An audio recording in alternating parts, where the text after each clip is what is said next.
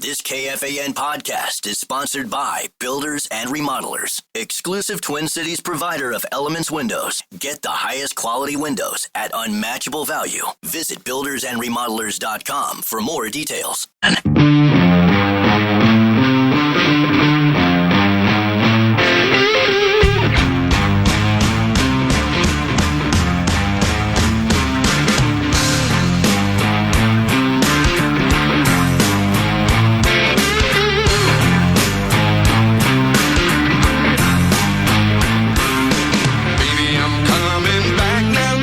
Looks like the tarp's off the field in St. Louis, Missouri, so we'll track a little bit of Twins baseball if it comes to that. It's interesting, during the rain delay on the MLB network channel, they had other games on. In fact, for a while they had four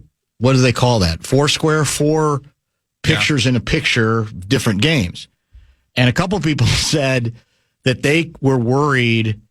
In fact, lawyer Tom, rain delay for Twins in St. Louis is wreaking havoc for the streaming service, and the cable telecast picked up on MLB Network. Everyone thinks the streaming isn't working on their cable provider and that it has failed them when it's just the MLB is showing different games during the Twins rain delay. Now, in the upper right corner, there was a headline that read delayed, but it didn't say Twins. So in this goofy day where everybody's triggered and everybody's on edge, although I can't imagine myself being that much on edge at the start of a Twins season, but that's just me on the basis of where we are. But regardless, to each their own. And so I think he's probably right. Lawyer Tom's probably right. There were some folks going, well, wait a minute, what the hell's going on here? I wanted to run this idea past you, speaking of opening day.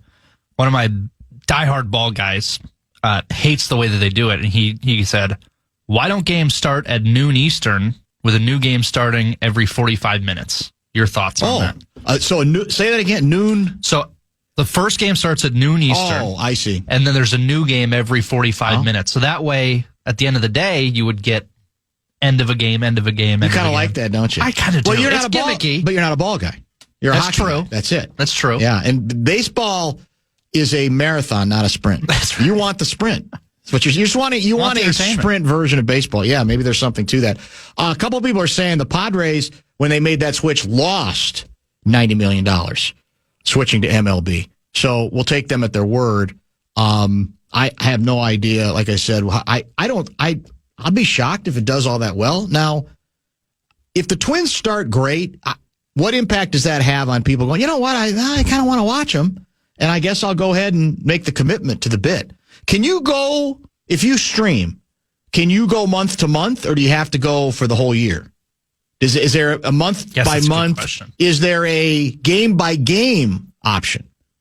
Pay per view kind of a thing? Well, I know with MLB TV, you can do either. You can do month to month or pay the one. But it would be cheaper if you went the full year than it would be month to month if you plan on doing the whole year. So, yeah. Okay, fair enough. I'm not sure about the Twins one.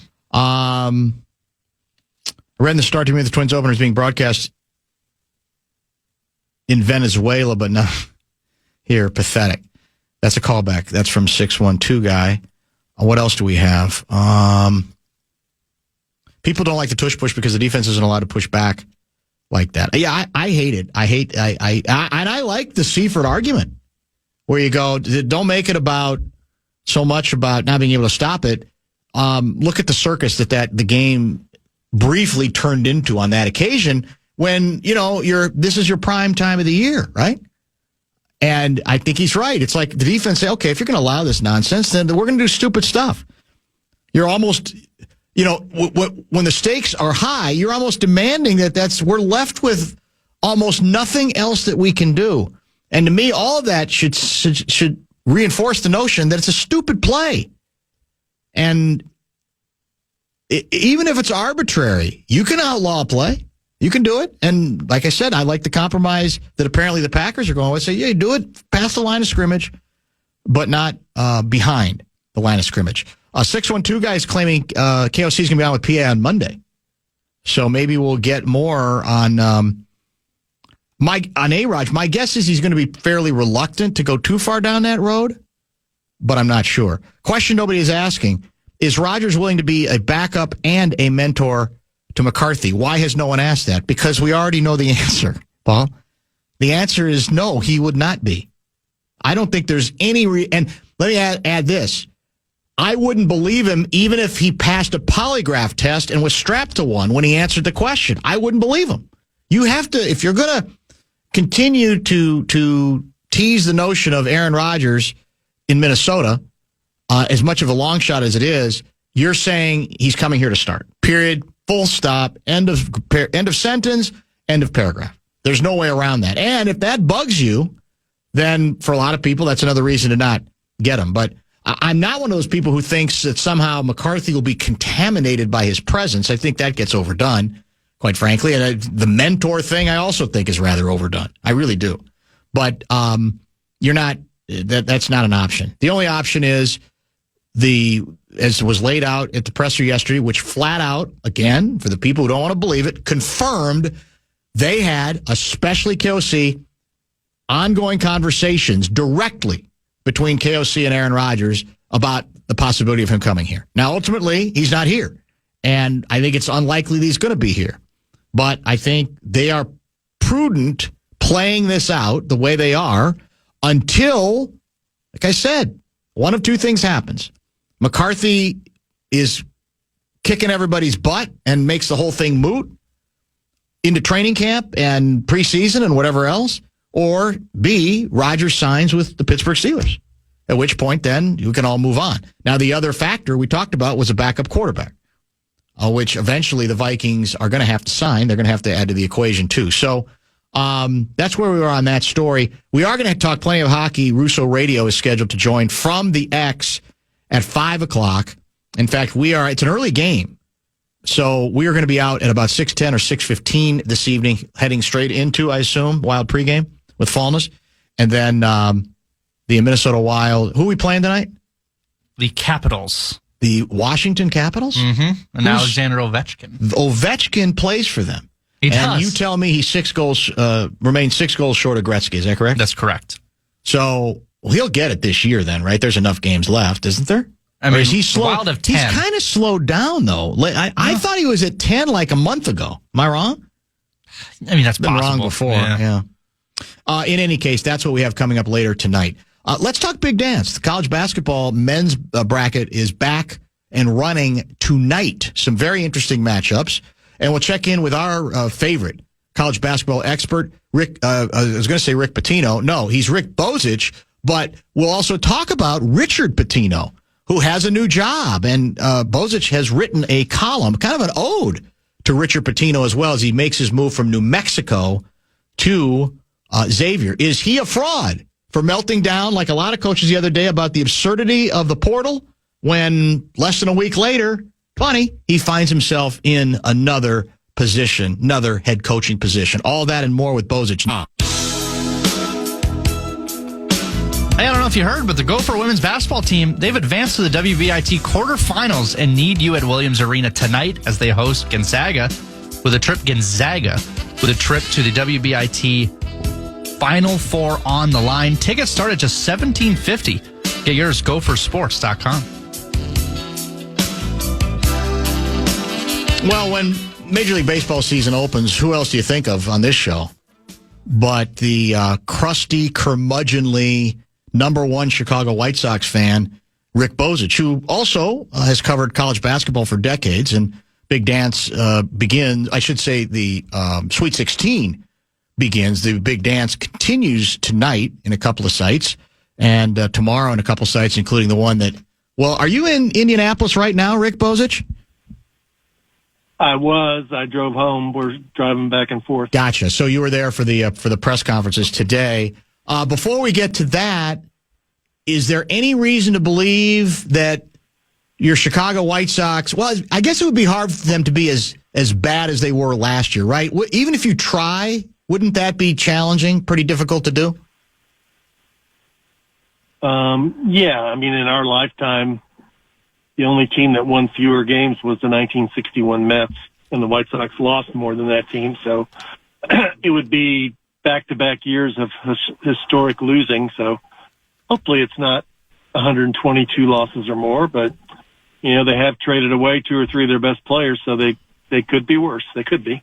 The big challenge here, the Twins were supposed to start in St. Louis about 3:15 and were delayed by rain. I think now they're expecting first pitch somewhere around 4:40 or so. I see there's some intros going on right now. But and Lopez is warming up in the Twins starter in the bullpen. So the big challenge here, this is one of those places where they were kind of left without a regional TV deal after the bankruptcy thing with Bally.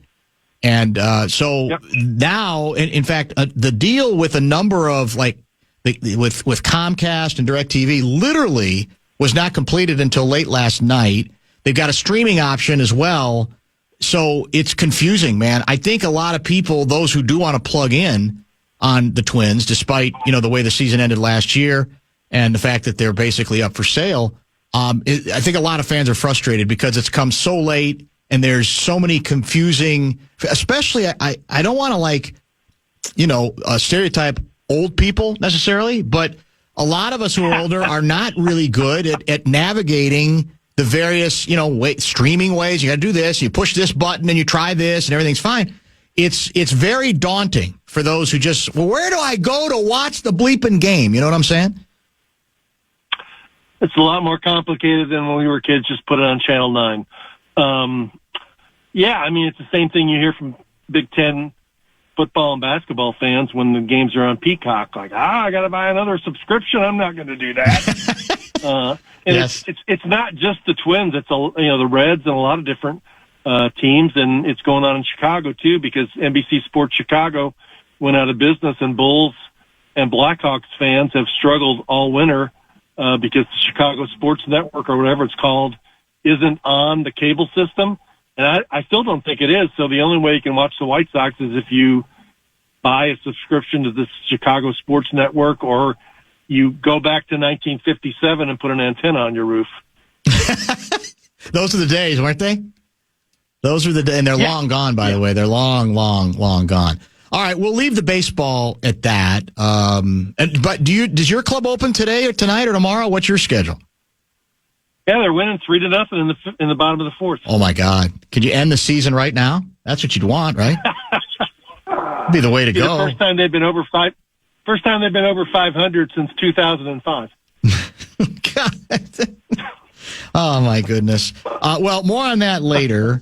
Let me ask you this. This is not going to surprise you. Before we talk about some of the matchups tonight and the regional you will be at, whether you were there today for pressers and will be there tomorrow, I guess, for games.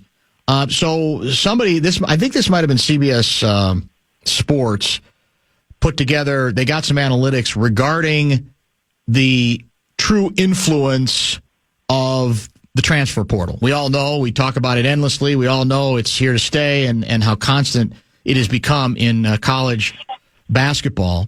Apparently, for the tournament so far this year, transfers from D1 schools have accounted for more than half of the scoring in the tournament. That number was 8% in 2011, 15% in 2016. That's 2 years before the portal was created. 28% in 2021, and now is at 53%. 11 of this year's Sweet 16 teams are led in scoring by a transfer, 6 of them being first-year transfers. So I'm assuming none of this surprises you, and and there's nothing but more coming now, right? I mean, this is the way of the world in college basketball. Yeah, I mean, I did a column back on Monday of the 80 starters on the Sweet 16 teams. 50 of them have come through the portal. Not all of them this year, but most of them. There's only one team of the Sweet 16 that isn't starting a transfer, and that's Purdue. So, yeah, it's everywhere. There's 3 teams, and Kentucky is one of them. All 5 players are out of the portal.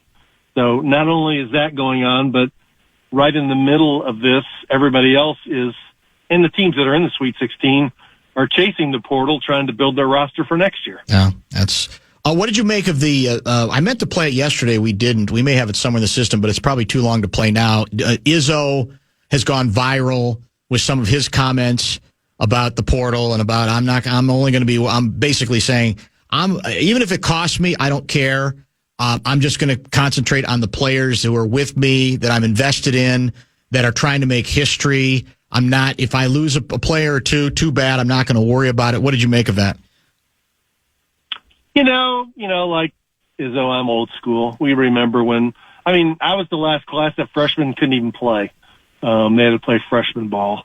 And what I don't like about, two things I don't like about is one, nobody is willing anymore to deal with any adversity and wait their turn or, get better as a player. And I hear all this stuff like, well, coaches can leave whenever they want to and blah, blah, blah. Well, that's true, but coaches are older and they already have had to wait their turn and deal with adversity. And secondly is the academic piece, I think, is lost in a bunch of this. And Yes. Matt Painter talked about it today in Indianapolis in terms of we need to have honest conversations with a lot of these guys and say, 1% of you is going to play in the NBA. And you're at a school, and if you're at a school like Purdue, you've got a chance to build some relationships with people who can help you in your career the rest of your life. And that's not even considered, and it's discounted like it's meaningless, and it's a lot of people focusing on, the next year instead of the next 50 years of their lives. Yeah, that's undeniable. Because I'd mentioned that you had written about Richard Pitino. We're going to get to that in a minute. And I got immediately a snarky reply. Oh, okay. Richard Pitino 4 days ago does his own rant about the craziness, the asininity of the portal. And yet, there he goes. Another job, leaving New Mexico for Xavier in this case. So I agree with you. It is a little bit of that. I don't know what the right answer is. I honestly don't. But somebody who said this the other day, the notion that every player can leave basically any minute he wants every year forever and ever doesn't seem like the sweet spot on this either. I don't know how you navigate it. I don't know what formula you come up with, but it's hard to believe, even if you acknowledge that coaches for years have moved pretty quickly, including our new guy here, right? He was at Drake 1 year. So it happens, but to me, there's still got to be some kind of accommodation here where we don't have the current insanity the way it's ensued. Yeah, I agree. I think you should be able to transfer one time and play immediately, which is already a big change from the way it was 5 years ago when you had to sit out 1 year. But the second time, I think you should have to sit out a year unless you're at a place where your coach leaves. If your coach leaves, you can go. But I don't like – there's a lot of guys that are going to end up finishing their careers playing at 4 different schools in 4 years. And it's not that way in any professional sport. Yeah. For the most part, that if you're a valuable guy, they can lock you up, and you're going to be there for a few years. And what's jarring for those of us who are older, it's such a dramatic change in such a short period of time, where all of the power in this regard has shifted from the school and the coach to the player. And I talk to coaches like they've got to deal with the player on their team, and they have this is like in football, they had 2 or 3 good games and their agents calling the coach like wanting to renegotiate his NIL deal in the middle of the season. It's like, no, I'm not doing that. But sometimes, some programs do hold their hand and do that. By the way, was there any logical reason why the portal should have been opened during as a tournament? Now, I know not everybody's left playing. We're down to 16 teams, but why was that necessary in the first place? Why not wait till everything's done? I don't know. Last year it was a week earlier than this even. They moved it back 1 week. Why it's open now when 16 teams are still playing, I don't know. It seems like a bad deal. But I don't think the players or the coaches wanted to wait until after the season. I don't know why they didn't want to wait until after the season, but you've got, for every other school that's not in the tournament, the focus is totally on the portal. And even for the teams that are here, I saw one coach today get ready to go up for the press conference, and before he sat down, he got a phone call, and he took it. We all looked at each other and said, probably needs to talk to somebody who's in the portal. That's too good. All right, let's get to some of the games. Tonight, I think we've got BYU and Alabama. In fact, I think that's the first game of the night, if I'm not mistaken. 6:09 Central Time. By the way, these games will be via Westwood One later tonight on KFAN Plus, correct? Is that the deal, Brett Blakemore? We'll find it, but we're going to have it on one of our sister stations for sure. BYU, Alabama, what do you think?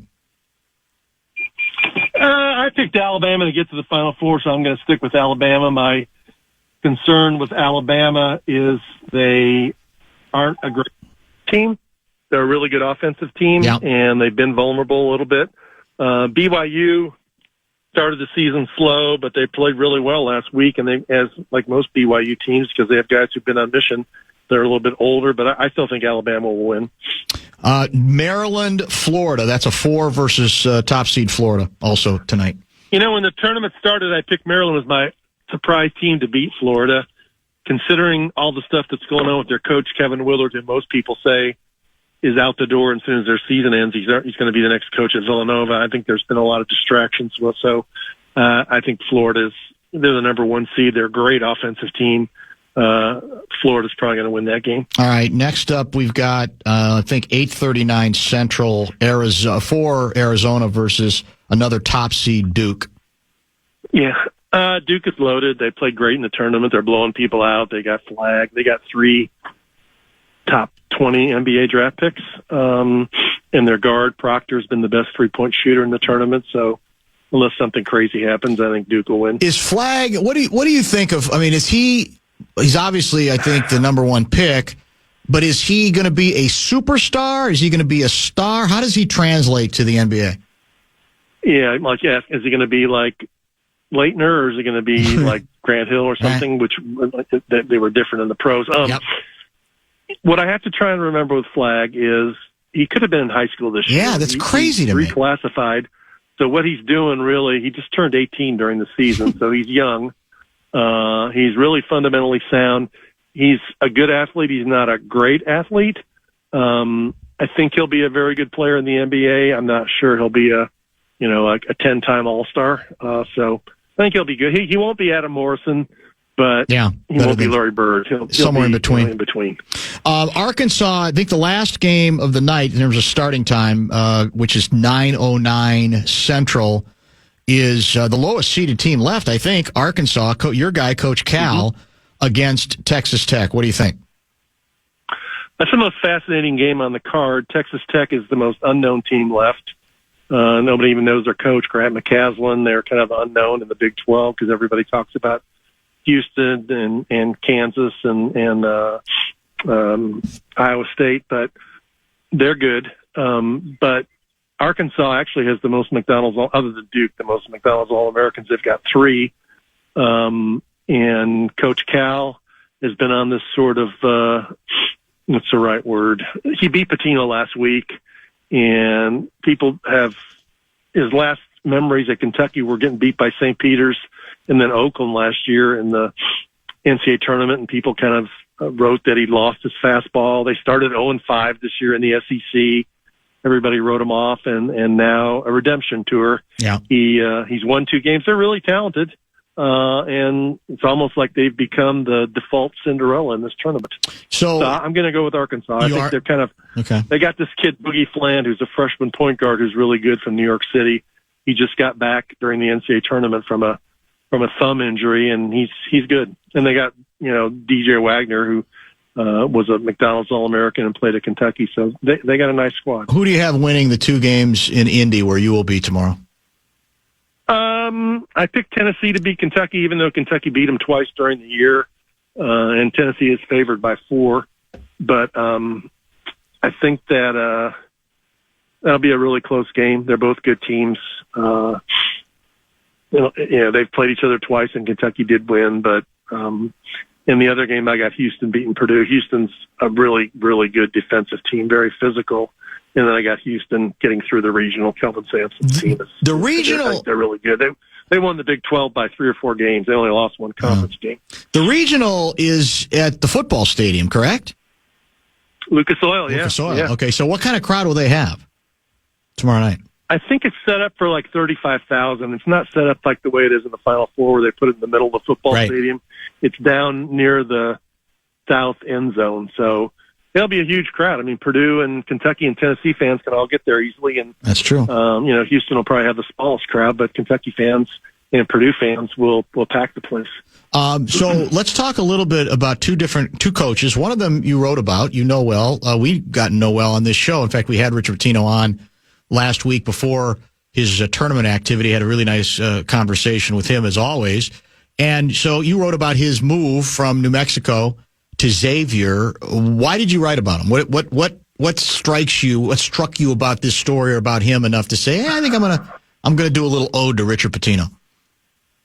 Well, I mean, because the Rick Pitino's name is so well known and discussed in this area. I mean, his dad coached at Kentucky starting in 1989 for 8 seasons, and then he was gone with the Celtics and came back and coached at Louisville for 16 or 17 years, and then was fired after a couple of different scandals. And I wrote about Richard Pitino because he did coach here at Louisville as an assistant coach. And because of the respect I have for him, growing up as Rick Pitino's son, he not only shared the last name, he shares the first name. And he's the only one. He's got 3 brothers. None of the rest of them went into coaching. He did. He went to school at Providence and became like a student assistant under Tim Welsh, and he moved his way up, in the game. And I have a tremendous amount of respect for the way he carries himself. I don't think he's ever tried to act entitled. He's self-deprecating, as you know.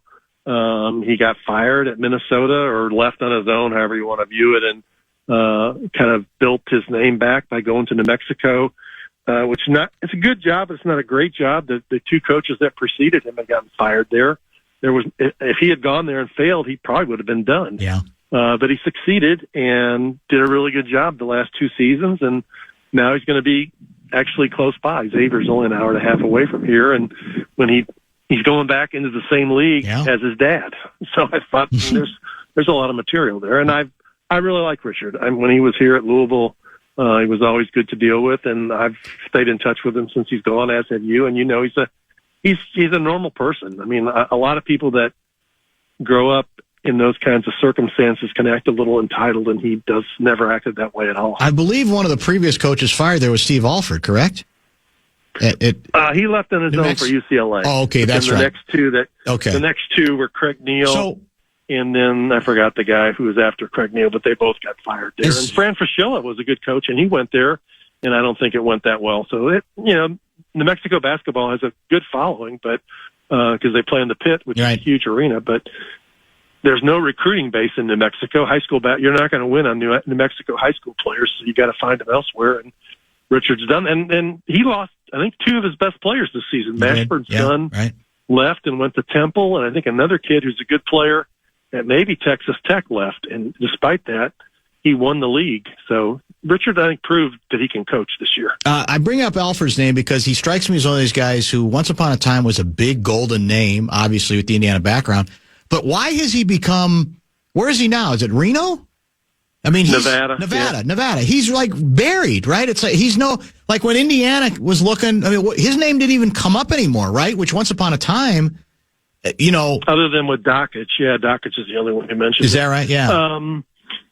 Well, I mean, when he got fired at UCLA, he went to Nevada, and Nevada's, first of all, it's on the West Coast, so their games are on late, and secondly, it's in the Mountain West Conference, so they're not on TV very much. So when you're not on TV, you're kind of out of everybody's consciousness.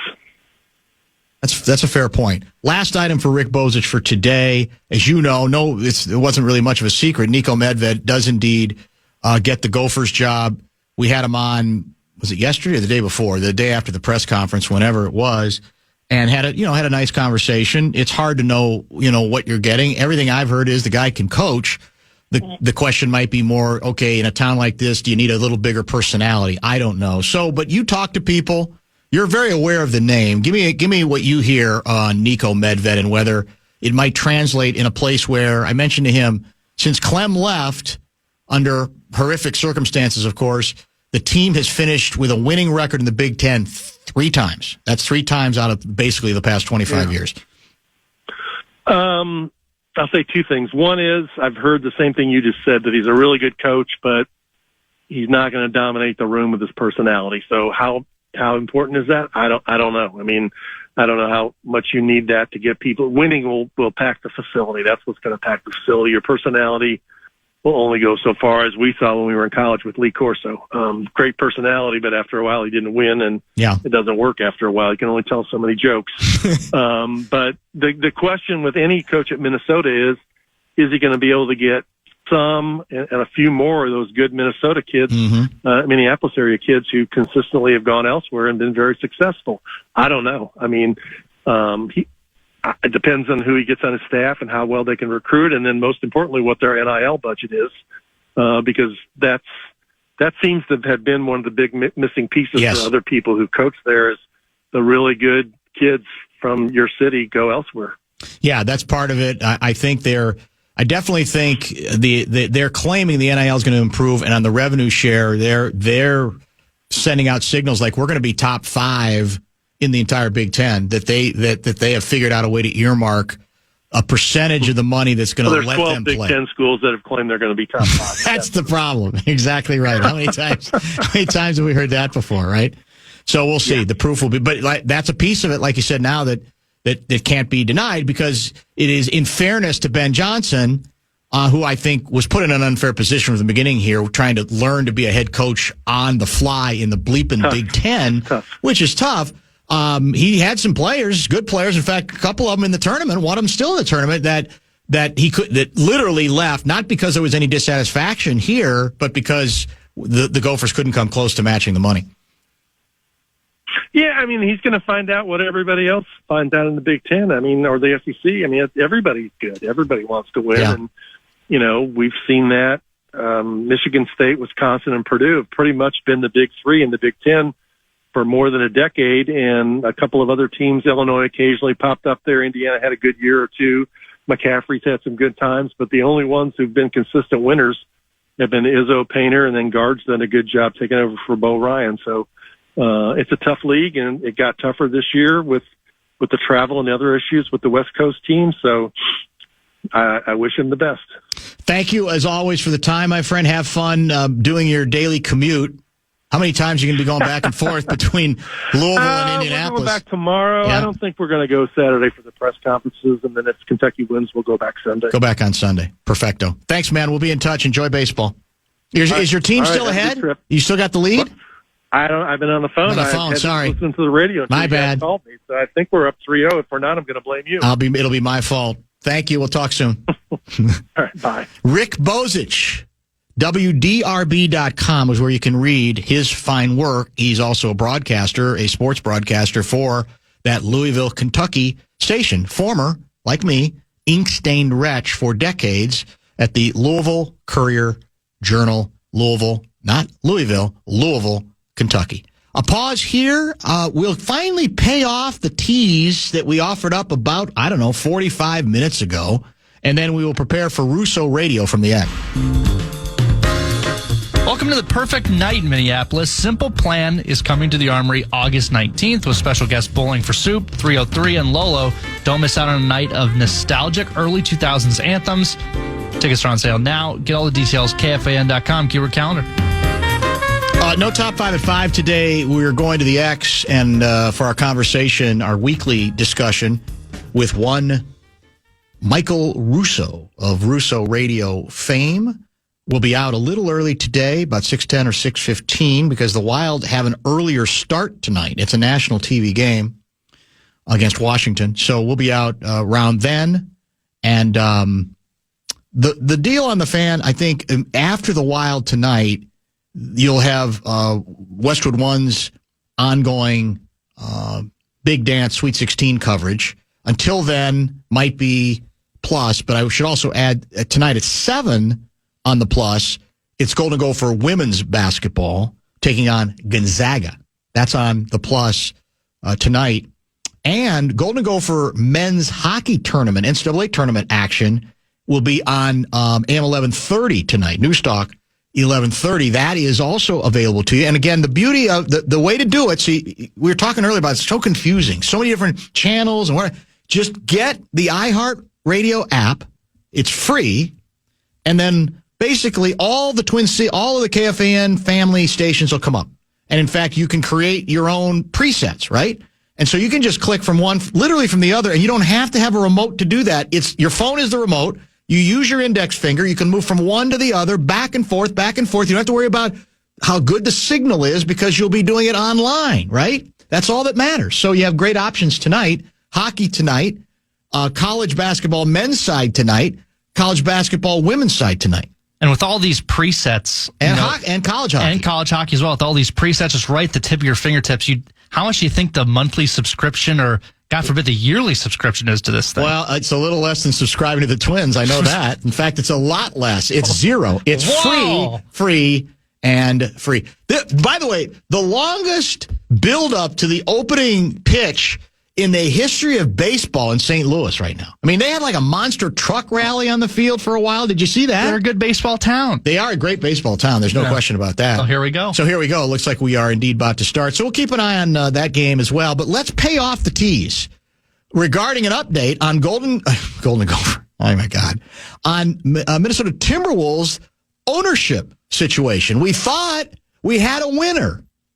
Did we or not? Well, the question apparently was asked of the commissioner of the National Basketball Association, who the answer for me is a bit on the frustrating side, but this was at the Board of Governors press conference. Adam Silver, here's what he has to say, or had to say, about the sale of your favorite basketball team.